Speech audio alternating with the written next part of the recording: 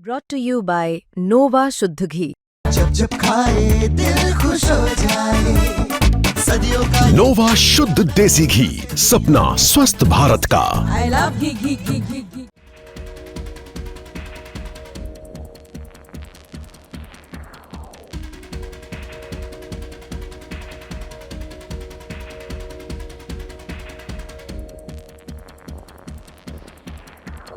जिएंगे हिंदुओं के लिए, मरेंगे हिंदुत्व के लिए। मेरा रंग रंग हिंदू, मेरा जीवन हिंदू, मेरा तन मन हिंदू, मेरा परिचय हिंदू। नारे देते हैं कि भारत नशा मुक्त हो, और नशा मुक्त भारत को बनाने के लिए नशा बेचने का लाइसेंस देते हैं। ये बड़ी कंट्रोवर्शियली बात है, बड़ी विरोधाभासी वाली। रूप से प्रधानमंत्री जी से हमारा अपनत्व है, प्रेम है, भ्रातृत्व प्रेम है, इसमें किंचित मात्र संदेह नहीं। उनकी कार्यशैली, प्रतिभा, भगवत कृपा, औरा अभूतपूर्व है। वहाँ धर्म विरोधियों ने जो अपने पत्थर लगा रखे हैं, उनकी नींव दहल जाए। कानून को हाथ में नहीं लेना है, कोर्ट का आदेश का इंतजार कर रहे हैं। मंदिर तो वहीं बनेगा। माथे का टेम्परेचर बढ़ा हुआ है, बुखार है, गला बैठ गया है, लेकिन पदयात्रा धीरेन्द्र शास्त्री जी की लगातार जारी है। आज भी हमारे साथ में है महाराज जी। अब तो पास में है, बाकी बिहारी जी काफी करीब आ गए हैं। अच्छा महसूस हो रहा है? अब तबीयत कैसी है? पहले से ठीक है, पर उतनी ठीक नहीं है। पर भगवान दया करेंगे। 2 दिन शेष बाकी है और ये एक वैचारिक क्रांति है हिंदुओं की एकता की। तो ये अनवरत चलती रहेगी जब तक तन में प्राण है, अंतिम श्वास तक। जिएंगे हिंदुओं के लिए, मरेंगे हिंदुत्व के लिए।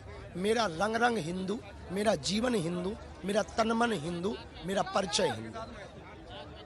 पहले दिन से आज 7वां दिन है। इस बीच मौसम बहुत बदल गया है, ठंड ज्यादा बढ़ गई है। यात्रा का मौसम मिजाज आपको बदला हुआ लग रहा है पॉजिटिव तरीके से? सकारात्मक विचारधारा के लोग और जुड़ रहे हैं और बहुसंख्या बढ़ गई है, अपार। अभी 8 किलोमीटर आगे पूरी पदयात्री निकल चुके हैं। तो स्वरूप पदयात्रा का तो बदला है और ये यात्रा रुकेगी नहीं।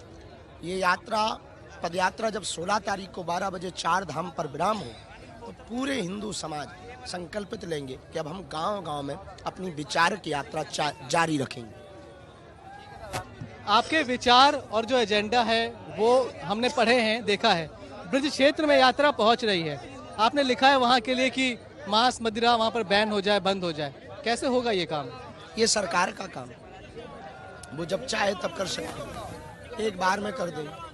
पर उसके पूर्व में यदि ब्रज क्षेत्र के लोग जागरूक होकर के मांस मदिरा विक्रय वाले केंद्रों को अपनी तरफ से चेतावनी दे देंगे, तो सरकार यदि किसी कारणवश कागजी दिक्कत या लॉ के कारण नहीं रोक पाएगी, तो जनमानस की मांग के आधार पर फिर वो रुक जाएगा। तय है, उसमें कोई संदेह नहीं हो। वो यहाँ ब्रज क्षेत्र से बाहर हो जाएंगे मांस मदिरा की दुकान। बहुत सारे पॉलिटिकल लोग भी यहाँ पर आते हैं। कल भी डिप्टी सीएम आए थे छत्तीसगढ़ के, पर मांस मदिरा पर बैन लगाने की कोई बात करता नहीं है।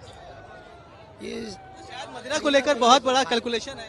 कहीं ना कहीं ये दुर्भाग्य है कि हम इस देश में नारे देते हैं कि भारत नशा मुक्त हो, और नशा मुक्त भारत को बनाने के लिए नशा बेचने का लाइसेंस देते हैं। ये बड़ी कंट्रोवर्शियली बात है, बड़ी विरोधाभासी वाली बात है कि नारे देते हैं कि नशा मुक्त हो, दीवारों पे लिखवाते हैं नशा मुक्त हो, लेकिन उसी का लाइसेंस मिलता है बेचने का। आप सरकार के बहुत करीबी माने जाते हैं, लोग कहते हैं।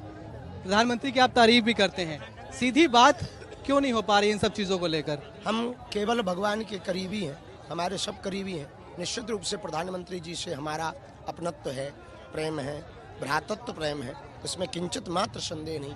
उनकी कार्यशैली, प्रतिभा, भगवत कृपा, औरा अभूतपूर्व है।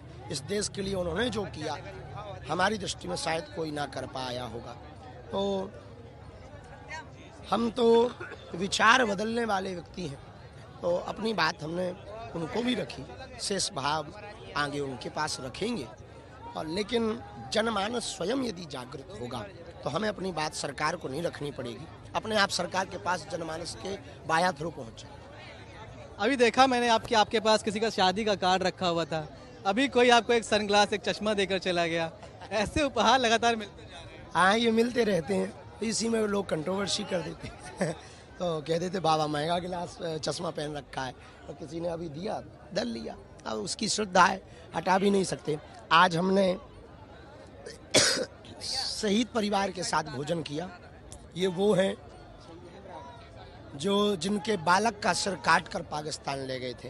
हेमराज के पिताजी कोसी के रहने वाले हैं, और इतनी वेदना इन्होंने सही राष्ट्र के लिए अपने सपूत को समर्पित किया। ऐसे भाग्यशाली पिता, इनके साथ बैठकर हमने प्रसाद पाया आज, और बहुत गौरव महसूस किया। बहुत सरल सहज है। ये बहन 2012 में दंगा हुआ था कोसी में, कोसी दंगा में 19 वर्ष की अवस्था में इनको वैधव्यपन आ गया। इनके पति हिंदुत्व की लड़ाई लड़ते लड़ते वीर गति को प्राप्त हुए थे कोसी दंगा में। विधर्मियों ने, कट्टरपंथी मजहबी सोच के विचारधारा के लोगों ने इनके पति को मार दिया था। हमारा केवल और केवल इतना ही कहना है, यदि हिंदू एक हो जाएगा तो इनको अपना पुत्र भी ना खोना पड़ता, इनको अपना पति भी ना खोना पड़ता। यदि भारत हिंदू राष्ट्र होता और भारत का हिंदू एक होता, 16 तारीख को 12 बजे हम आह्वान कर रहे हैं 4 धाम के लिए कि हिंदू एकता की ताकत आपको दिखानी ही पड़ेगी।